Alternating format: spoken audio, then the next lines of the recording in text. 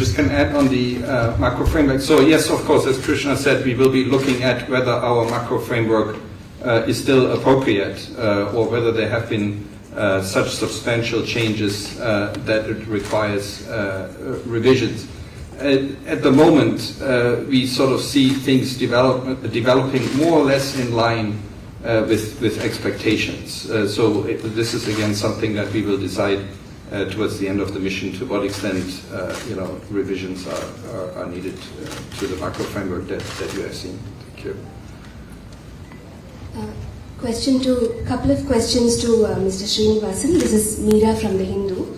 So earlier this month, the creditor committee met, and you made reference to that in your initial remarks. And they stressed the importance of private creditors and other bilateral creditors to provide debt treatment on terms at least as favorable as those agreed to by the creditor committee. Now, when it comes to official creditors, there seems to be more clarity because the government is periodically telling us about their discussions with China, India, Japan and others. But with private creditors, it's still ambiguous because we are not privy to the discussions or the outcome through official statements. So could you tell us how private creditors can be expected to play a role in ensuring that their terms are as favorable as those agreed to by the creditor committee? My second question is in regard to the governance diagnostic exercise. Since it's the first in Asia, could you take us through what it entails? Because for those of us outside this process, the government in power is still the government that was there when the crisis was caused, right? Who are accused of large-scale corruption. So what does this governance diagnosis exercise entail, and how are you going about it? Thanks for the question, Meera. So in terms of the debt treatment, again, the authorities have affirmed their commitment to have a uniformity of treatment. And how that is defined, is enforced, will be something which the creditor will be having a dialogue with the sovereign, which is in this case Sri Lanka. In terms of the progress with official creditors, what we know is that Japan, India, and the Paris Club together, Japan's part of the Paris Club, have formed a creditor committee to discuss restructuring and so on, and China will be an observer.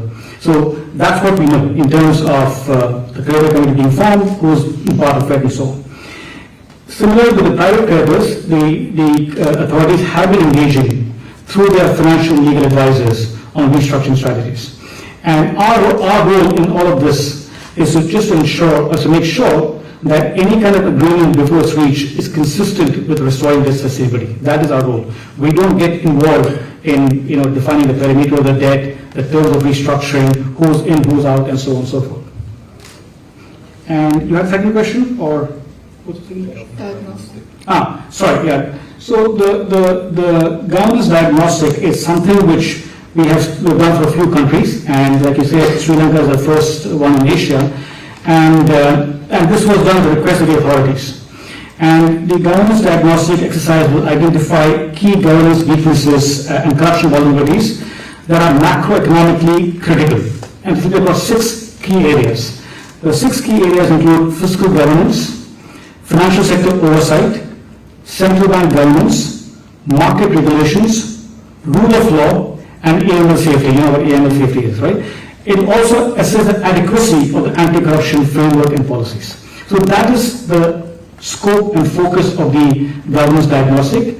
It will be completed, or the report will be done by September, and it will lay out recommendations on what can be done to improve the governance framework and reduce corruption in the country, and that will be factored into our program going forward. Good evening, Jayana Ratnaik from News First. Talking in terms of domestic debt optimization, we saw the central bank presenting a presentation on the matter as well. However, there seems to be a sense of ambiguity when it comes to domestic debt restructuring. What is the IMF's take on this matter? Yeah, sure.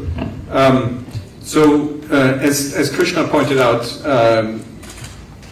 our role is to ensure that whatever debt restructuring strategy the authorities decide on is consistent with the debt targets that are designed for Sri Lanka to restore debt sustainability. So as such, we don't have any particular view on how the burden should be distributed across creditors, whether they're external or domestic. Having said that, we do have a keen interest to ensure that the domestic economy and the domestic financial stability, the financial system continue to work and are stable. So those are the aspects that we would focus on that in the discussions. Now, we have taken note that this uncertainty that you refer to has elevated interest rates in the country, and so we are encouraging the authorities to come up with a strategy soon so that this uncertainty can be resolved, the interest rates can come down, and this can be part of a virtuous cycle to restore stability. Just to add on to that question, there has also been rumors about superannuation funds and pension funds also being affected if domestic debt optimization is to go ahead. Is there anything you would like to add on that as well? No, as I said, it's up to the authorities to decide, how to distribute the burden of debt relief across all these different creditors.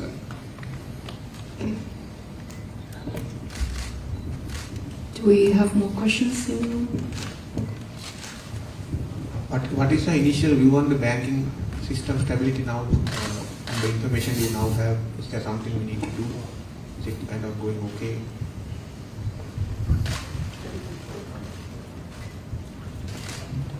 Yeah, sure. So the authorities are engaged, in the surveillance exercise over the financial system to look at the quality of the assets that the banks have and what implications this has in terms of capitalization levels. So that's work that's ongoing, and this is part of the discussions we're having. But we sort of draw comfort from what we've seen so far in terms of financial sector stability in Sri Lanka at the moment. So far in the program, what are your key concerns as of now? Again, as mentioned, this is what Peter said on the 23rd of May. We've just had initial discussions on various aspects of the program in terms of the fiscal, how they deliver on fiscal, how the build-up of reserves and so on. So it's early days for us on that diagnostic. By May 23rd, the mission will finish, and they can give you an update then at that point in time. Mr. from Delhi FT. When we signed the agreement, was this the mission planned, or was it because we were expecting somewhere in June or later? But in May, was this sort of planned one, or is it unscheduled? So this was very much a scheduled mission. So we, in fact, at the IMF programs generally have quarterly targets, or some programs have quarterly targets. But when we have 6 monthly targets, before that we do a staff visit. And that's just to monitor the progress with the program implementation. So it's very much a scheduled mission. I am Ishaq from Sinhala Today newspaper. Are you concerned about the existing drain scenarios because of the taxation, new taxation policies? Maybe Saud will answer that question. Thank you for that question. Yes, brain drain has been a serious concern, especially for Sri Lanka. We learned that last year over 300,000 people immigrated from Sri Lanka. We hope with the proper policies, especially the macroeconomic policies, many of those who have left the country will see again the potential of Sri Lanka, and hopefully will decide to come back to this country to help its growth potential.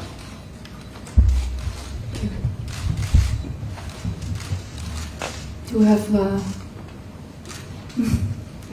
go ahead. Yeah, I know you were sort of, there was this ruling on last Friday over this Hamilton Reserve Bank case with the government, they came up with a protective order on any discovery material. Does it concern you in terms of ensuring transparency on some of these negotiations or settlements with the private creditors? I mean, Peter, sorry, can answer that better than me. Yeah, so we are monitoring, the situation with this lawsuit closely. But in the end, this is, legal action between some private creditors and the government, and so as such, we can't really comment on that. Amal Jaisingh from France Press. Sri Lanka's record with the IMF, previous 16 occasions, they've not been able to complete those programs. So what gives you confidence now that it's going to be different? Sorry, your question was, what gives you confidence that they'll complete this program? Yes. Yeah, so let me just make the point that this program is slightly different in one critical way, and that is debt is assessed to be unsustainable. In the past, you've had crises which are more of a balance of payments crisis. This is a crisis where your debt is assessed to be unsustainable. So that goes to the issue of what do you do to ensure that debt is unsustainable, and that requires some very strong reform efforts. So even if you talk about revenue-based fiscal consolidation and so on, which is pretty ambitious, but there's little by way of choice, because if you don't do these reforms, your debt is going to get worse, and you don't want that. In terms of the commitment so far, the authorities have shown commitment towards their reform efforts. As I mentioned, before we tabled the staff report for discussion by our executive board, Sri Lanka had to meet a number of prior actions, and these were quite few of them and quite extensive, and they met all of them. So it's important to recognize the fact that they did show commitment to the reforms. Now, going beyond that, I would say there are a couple of things which are different in this program, which go towards building greater ownership and buying from the population at large. One, of course, is one pillar of this program is to improve the governance framework and reduce corruption. And building, as I mentioned, that this diagnostic we have on corruption, which is for the first time in Asia, and this was requested by the authorities. And so that's feeding into the program, and that should give should assuage people that yes, this issue is being taken seriously. The second issue was in terms of getting buy-in from support of the people. We recognize that this program is very ambitious, it's a difficult program, and it has a particularly disproportionate impact on the poor and vulnerable. So in the program, we actually have a floor on social spending, which to help safeguard the poor and vulnerable, and that is being done. We're monitoring that closely with our colleagues from the World Bank, who have defined a social registry and so on. So I think these are different elements of a program which go in towards buying ownership and support from general people. So that, in that sense, I believe there is reason to believe that there is no commitment and this program will succeed. About the reforms also, like the state-owned enterprises. Can you please use the mic? I can't hear you very clearly. Sorry. About the state-owned enterprises reforms like the CEP, what is your view on that? Maybe Sarvat or Peter can take the question. It's on the phone. So in our program, we also look into the issues of SOEs. A lot of these SOEs are not profit-making, and they have been a drain on public finances. So in our program, as you have seen, we do have a structural benchmark on cost recovery for both fuel and electricity pricing. And that is a continuous benchmark. That means throughout the 4 years of the program, these two SOEs will have to be cost recovery. In addition to that, there are other SOEs that are not profit-making, and we have looked into those too. And we have asked that there is a restructuring of their balance sheets. And these are some of the measures that we are looking into to help public finances in Sri Lanka. You referenced the social registry that the World Bank is working on, and the importance of looking into social safety net has been a recurring theme in your reports and statements. Recently, the government said it has finished the welfare benefit enumeration scheme, and sections within Sri Lanka have said that it's a very faulty exercise and many people who are actually poor are left out. And the World Bank itself has said that poverty has doubled in Sri Lanka. So does the IMF have any role in determining whether the government's enumeration scheme is good enough and whether the really poor get covered?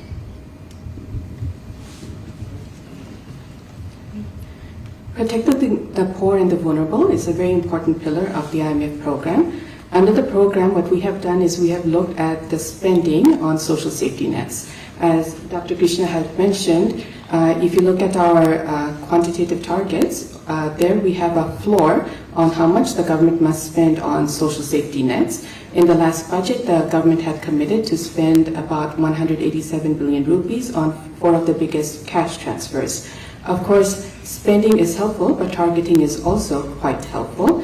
And we have noted with our colleagues at the World Bank that the social registry that you referred to is actually dynamic. So if there are people who have grievances that their data validation is incorrect, or they have been left out of the data validation altogether and they have not been able to register, then those grievances should be brought up to the authorities and they should be addressed. But are you satisfied with the exercise so far? That was really nice. So what we did was we looked at the way we're monitoring it is actually on the spending on social safety nets, and that is something that we can monitor. On the design of the social safety net, I mean, that is something that the authorities are working with other institutions.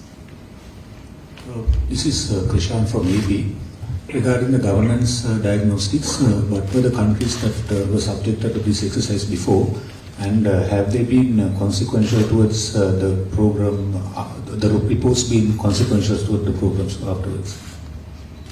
So your question was on governance diagnosis. Yeah, governance. So I don't have a list of countries which have requested this, and it doesn't have to be a program country.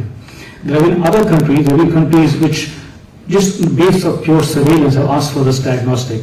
And what they have done, I know one country, Peru for instance, that I worked on many years ago, where this diagnostic was done, and it was part of the reform agenda they had, not in the context of an IMF program, but even besides that. But there are other countries for which we have done that. I can send you a list of countries which have done that. I don't have it with me offhand. To Krishna's answer, I'd also like to add that on the IMF website, we do have a dedicated web page where we talk about the government's diagnostics and the countries that have completed this exercise. I can share the link. We can share with you afterwards. On this social safety thing, some data was released last week which really showed 400 million expenditure for the next 9 months on this welfare, plus about 1.5 billion in 36 months. Is this sustainable? I know we have been, World Bank has committed some money, but we haven't really seen a transfer of funds. But how sustainable is this and how affordable is this? Well, in the program, I mean, the amount that can be spent on social safety nets is actually determined by the authorities' fiscal space. So we have encouraged the authorities to have the floor on social spending. So this year they'll have about 0.6% of GDP on social safety nets, and then we also encourage to have this amount throughout the program period. Of course, if economic situation improves and there's more fiscal space, then naturally more can be dedicated to these important programs.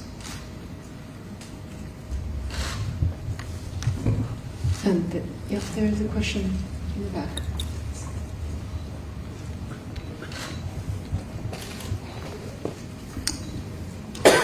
Hello, I'm Ketan from Asia Broadcasting Corporation. You guys, touched extensively on the domestic debt restructuring process. I just want to ask, has the Sri Lankan government come to the IMF for counsel, let's just say, on how best to proceed with the domestic restructuring, domestic debt restructuring?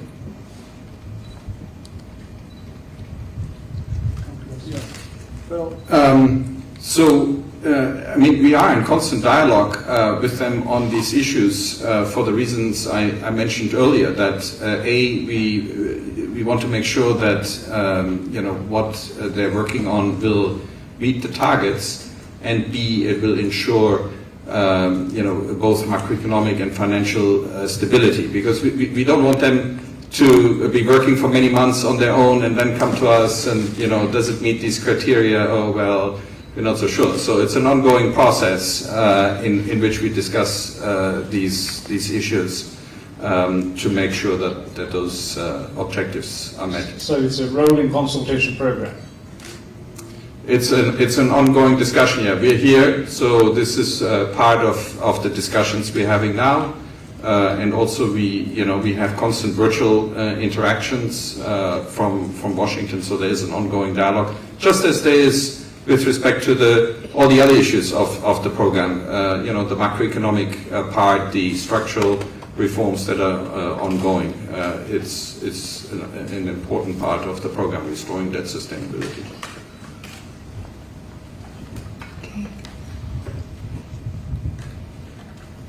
Do we have more questions? If not, we can.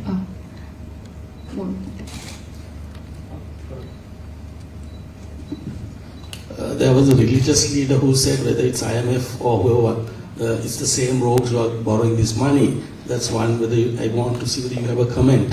Other one is there is political rhetoric is that despite the program, it will take another 5 years for Sri Lanka to recoup the lost value growth, economic growth. What is your response? Let's maybe take the other one so we can. In terms of public buy-in, do you have any assessment currently on the public perception of the program and the painful reforms that are coming? Thank you. So on the first question, I think we talked about, someone said that about, it again touched upon corruption growth, right? So again, like I said, addressing corruption and improving governance is a key pillar of the program. So one, you can't disentangle the two. So to the extent that we're addressing these issues in the context of the program, it should give support to the reform effort. On the second question on whether we can recoup growth thing, I think when you have financial crisis, when you have a crisis of this proportion, there's often a permanent loss, but that can be addressed through structural reforms and so on. So the phase we are right now is macro stabilization, macro fiscal stabilization, right? Once that is achieved, and also as part of that concomitantly, we could talk about structural reforms which will help address these longer term growth issues. Right? And that's the whole objective of the program right now is macro stabilization, but underpinning that is the aspiration to put the country back on the growth to prosperity and sustainable growth. On your question of public perception, I don't think we've done a survey. No, we haven't done, I don't think. Not the question I'm thinking. We haven't done a survey, but we do follow media very actively, so we know what the concerns are. And to the extent possible, we try to address that in our dialogue with the authorities.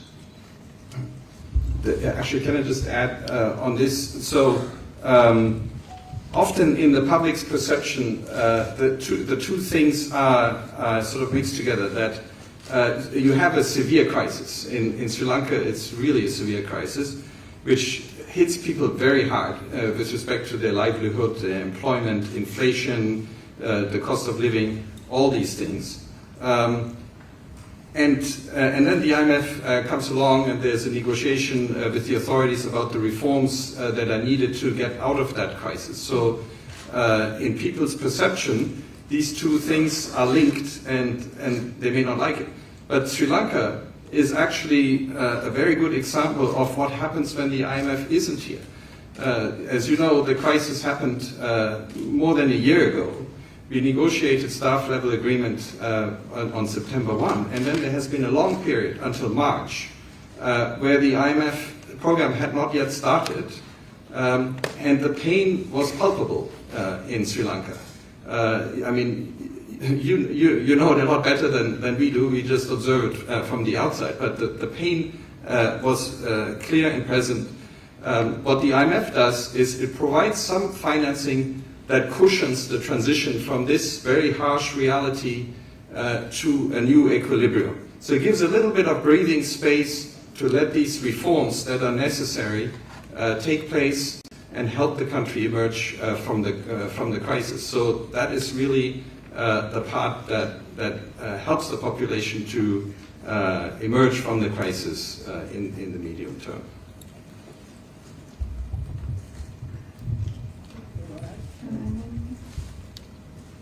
Yes, I wanted to say that being here in Colombo, I do get a first-hand feel of what the country is going through.